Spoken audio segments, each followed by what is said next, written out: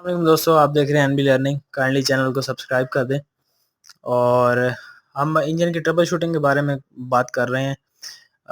تو آج کا ہمارا ٹاپک ہے کہ انجن میں بعض اوقات یہ مسئلہ آتا ہے کہ انجن جو ہے آپ کا وہ سٹارٹ نہیں ہو رہا ہوتا.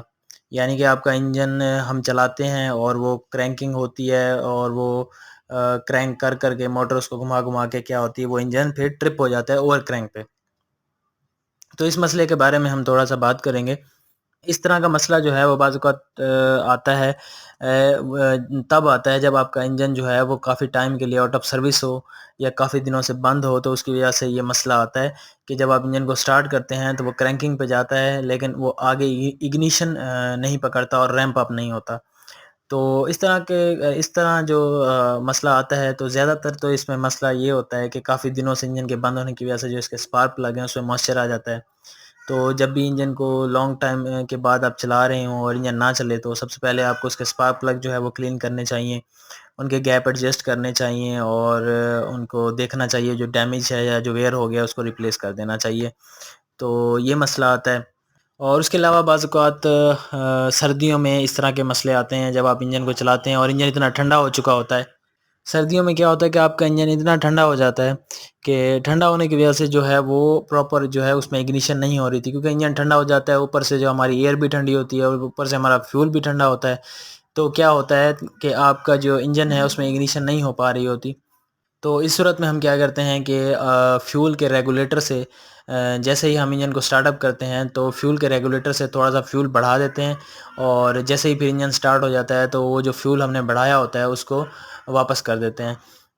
تو یہ ٹیکنیک یوز ہوتی ہے جب بھی انجن میں اس طرح کا کوئی مسئلہ ہوتا ہے. تو جو آپ کے ٹیکنیشین ہوتے ہیں، وہ آپ کا انسٹرومنٹ ٹیکنیشین ہو یا جو بھی ہو مشینری کا، وہ فیول گیس کے ریگولیٹر پہ بیٹھ جاتا ہے اور جیسے ہی ہم انجن کو سٹارٹ کرتے ہیں تو فیول گیس ریگولیٹر سے فیول بڑھاتا ہے.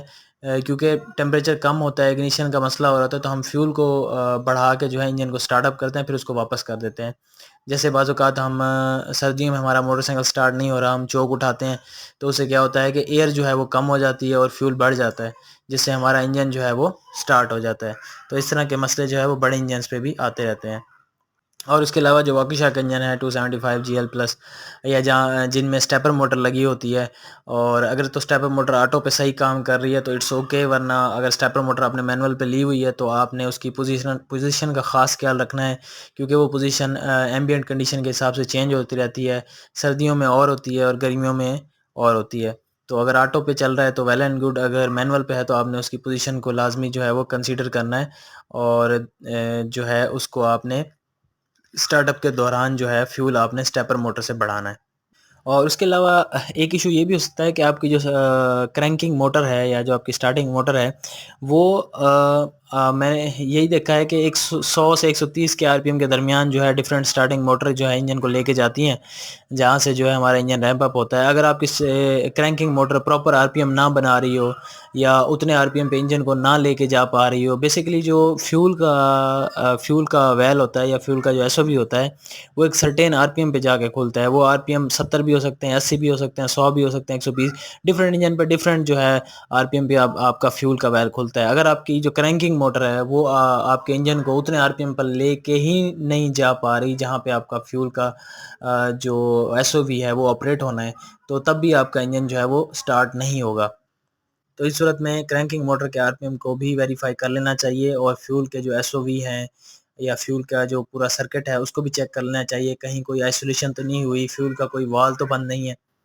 اور اس کے علاوہ آپ فیول کا سرکٹ سارا چیک کریں، اس میں فیول کے جو ریگولیٹر ہیں، اگر پری چیمبر سسٹم لگا ہوا تھا پری چیمبر کے جو بھی کمپوننٹ آپ اس کو چیک کریں، اور ایئر کے سرکٹ کو آپ چیک کریں جس میں اس کے ایئر فلٹر تو چوک نہیں ہے، ٹربو چارجر میں تو کوئی مسئلہ نہیں ہے. اگنیشن سرکٹ کو کمپلیٹلی چیک کریں، اگنیشن ماڈیول کو چیک کریں، اگنیشن لیڈ کو چیک کریں، اور اگنیشن کوائل کو چیک کریں، اور جتنے بھی اگنیشن سسٹم میں چیزیں آتی ہیں ان کو بھی آپ چیک کر سکتے ہیں، کوئی چیز ڈیمیج نہ ہو یا کسی کی کیلیبریشن نہ ریکوائرڈ ہو.